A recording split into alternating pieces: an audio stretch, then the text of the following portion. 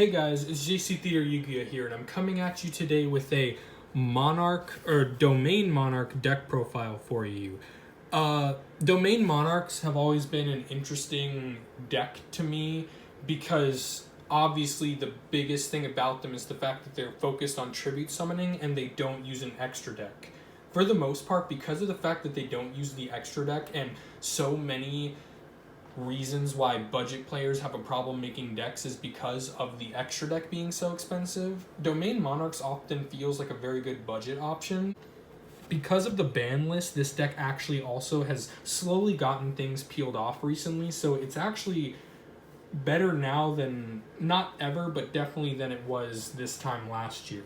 So first off, I'm playing 3, Edea the Heavenly Squire.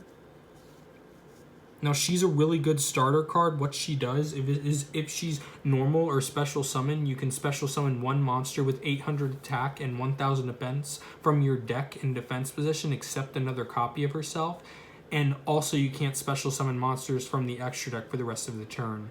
And if she's sent to the graveyard, you can target one of your banished Monarch spell and traps and add it to your hand. So she not only recurs your banished Monarch spell and traps, which are really good when it comes to the fact that they banish themselves from the graveyard for effects. You can bring them back to your hand, which is definitely good. And also her first effect, letting you special summon out another monster, is perfect because the monster we choose always is going to be Eidos the Underworld Squire.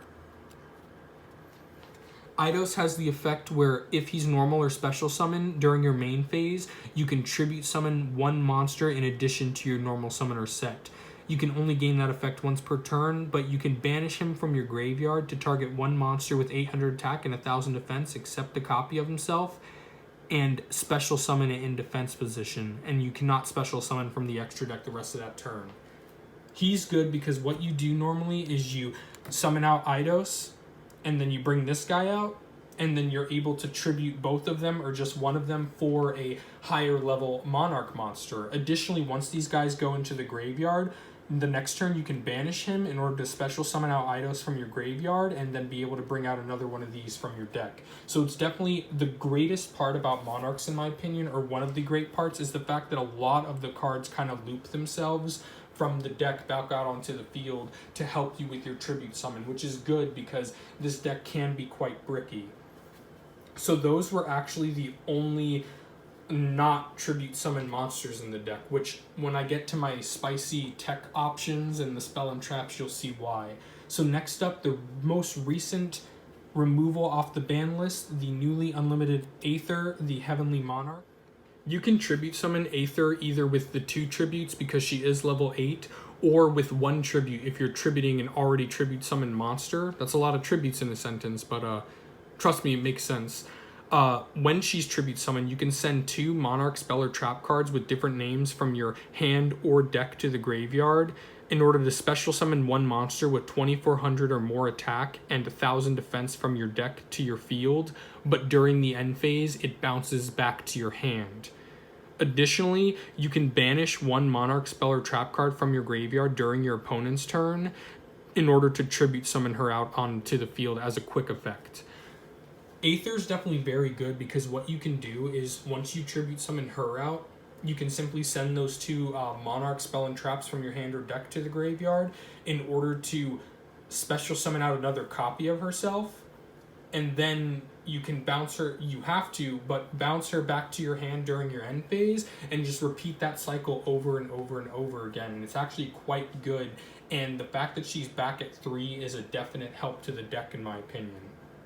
The opposite of Aether is Erebus, the Underworld Monarch.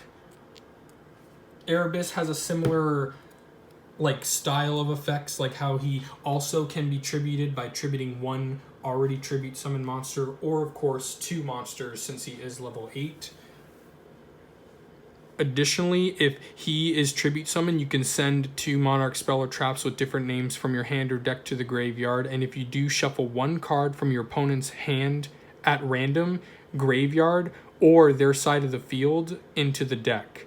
And then once per turn during either player's main phase, if he's in your graveyard, you can discard a Monarch spell or trap card, then target one monster in your graveyard with 2400 or more attack and 1000 defense and add it to your hand.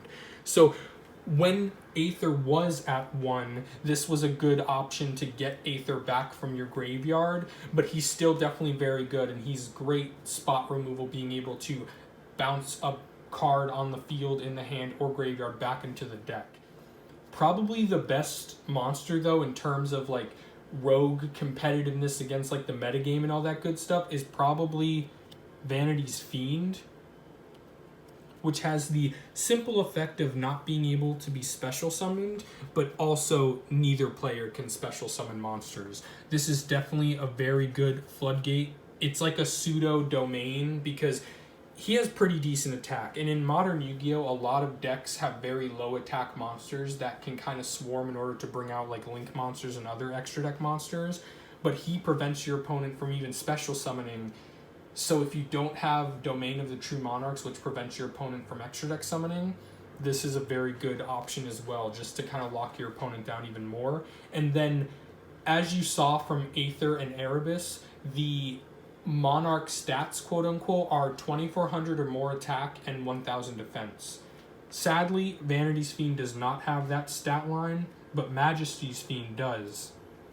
With 2400 attack and 1000 defense, Erebus can bring it back to your hand from the graveyard. Sadly, though, he cannot be special summoned, but neither player can activate monster effects, so he's another floodgate on the field with a pretty decent attack to boot.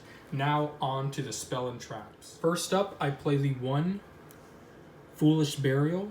Foolish Burial is good because you either send the tiny Light Squire, which what is it, Edea or Eidos, from your deck to the graveyard. Eidos can banish itself, of course, to special summon out Edea or Idea, and then Idea, when she's sent to the graveyard, you can target one of your banished Monarch spell and traps. So either way, either of them are very comfortable in the graveyard, and that's why this is here. Also, Reinforcement of the Army, because, back to those little guys there, Edea is actually a warrior type, and she's definitely a playmaker, so you want to find any way to search her as possible, which this is one of the ways.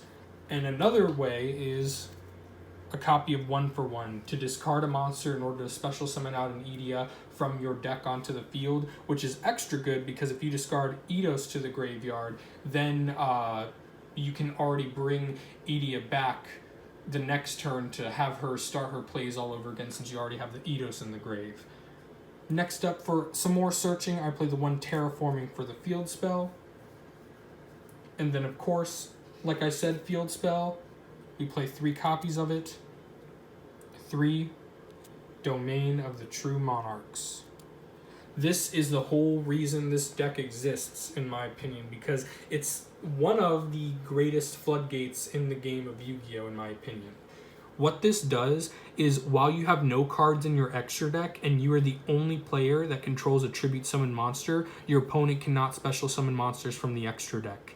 If a tribute summon monster you control attacks an opponent's monster, it gains 800 attack during damage calculation, and once per turn, you can reduce the level 1 monster with the Monarch stat line of 2800 attack and 1000 defense in your hand by 2 until the end of this turn. So basically it turns your level 8 monsters into level 6, which definitely helps get them out a lot easier. And like I said, this floodgate effect of locking your opponent out of all extra deck summoning, literally not even like those cards that like list all the different extra deck summoning types and sometimes like miss link summoning because they came out before link summoning or stuff, but this is blanket. Everything from the extra deck cannot be special summoned, which is very, very good. Additionally, I play 1 Tenacity of the Monarchs, which is just like a searcher for the other Monarch cards. 1 Pantheism of the Monarchs, which is a very, very good card, and I believe the last Monarch card directly on the Forbidden and Limited list. Pantheism is, of course, the draw card of the deck, and you can send one Monarch spell or trap from your hand to the graveyard to draw 2 cards, and you can banish it from your graveyard to reveal 3 Monarch spell or traps from your deck, and your opponent chooses one of them to add to your hand, and you shuffle the other 2 back into your deck. The beauty of that is it's 3 cards, but you can pick 3 copies of the same card to guarantee you getting whatever card you choose. And also, it's straight up letting you draw into your deck. Like, it's a straight up discard a Monarch spell or trap to draw 2 cards, so it's very good. And once that goes to 3, which I strongly believe it probably will be eventually, this deck will literally have like a new breath of life into it. I play 1 March of the Monarchs, which is pretty good. This just lets you tribute summon monsters you control cannot be targeted or destroyed by card effects, and you cannot special summon monsters from the extra deck. That extra deck thing obviously doesn't affect us, but this just gives your tribute summon monsters some protection, just in case your opponent doesn't like the fact that they can't special summon at all from like Vanity's Fiend or something like that. The most divisive card in the deck, in my opinion, is the 3 Monarch Stormforth. This basically lets you tribute summon using your opponent's monsters, and obviously that's very good, but the thing is, sometimes Monarch Stormforth just kind of ends up being a dead card in your hand once you get your plays going and no longer need it. But when you do have it and you're able to use it, it's very good. So that's why, even though I kind of don't like maxing out on it, you kind of have to in order to make sure you see it. I also play 3 Return of the Monarchs. Return of the Monarchs is very good. This lets you basically search for other Monarchs from your deck. You cannot special summon from your extra deck is the clause on this as well. And when you tribute summon a monster, you can activate one of its effects. You either add from your deck to your hand 1 monster with 2400 attack and 1000 defense, but a different name from the tribute summon monster, or 1 monster with 2800 attack and 1000 defense with a different name than the tribute summon monster. My spicy tech option, which I find to work beautifully in this deck, is actually 3 Dragonoid Generator. Dragonoid Generator is an interesting card because it lets you, first off, you have to activate it by paying 1000 life points, but after that, all it does is it allows you to special summon up to 2 Dragonoid tokens each turn, but you can't special summon from the extra deck, which is perfect because, like you've seen with many other cards in this deck, also the fact that you don't have an extra deck, that doesn't hinder us at all. The drawback of this card is the fact that during the end phase, your opponent gets that same number of tokens you special summon using this. So if you bring out 2 tokens during the end phase, your opponent gets 2 tokens. If you bring out just 1 token during the end phase, your opponent gets a token. The good news is that even though these tokens can be used for anything, if your opponent's locked out of special summoning, or if your opponent is locked out of the extra deck specifically, they can't do much with the tokens. Whereas we, on our turn, we can bring out our tribute summon monsters by tributing the tokens. One of the biggest issues with Monarchs, and the reason why a lot of people play Curaz, which is the light Monarch that lets you pop up to 2 cards on the field and draw that many cards, which usually Monarch players would choose 2 of their own cards in order to draw 2 cards. But the reason why they get so bricky is because you end up having monsters that need to be tribute summoned without having any way to tribute summon them out. I find this as a little hack in order to bring out some tokens in order to tribute summon, and I find it works pretty beautifully.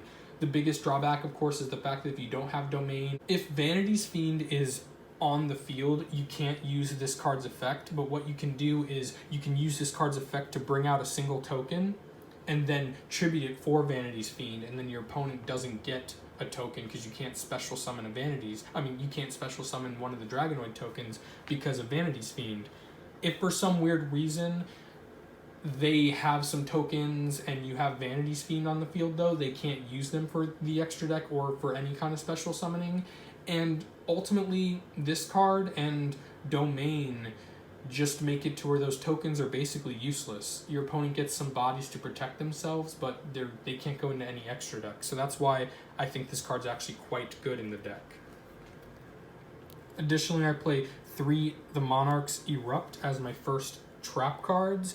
This, of course, is like a skill drain, but like for not tribute summon monsters, so that's definitely good. And then also I play one Escalation of the Monarchs just for the cheesiness. And then finally, I play the one Prime Monarch.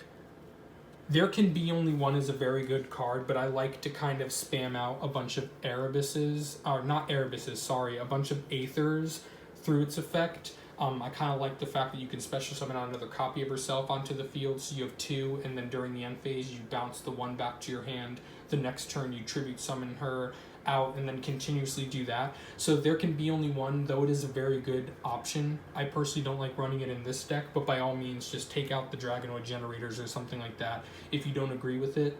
Like I said, ultimately, the Dragonoid Generators I find work beautifully, but I haven't heard play this card, so I'm wondering if there's some flaw that I'm not really seeing. So just let me know, guys, what you think of my Domain Monarchs list. I'm glad they're coming back slowly but surely, and hopefully Pantheism is next up to be brought back. Thank you guys so much for watching this video. Leave in the comments all that good knowledge you want to give me. Make sure to like, share, and subscribe. And then I will see you guys in the next one. I'm JC Theater Yu-Gi-Oh! See ya!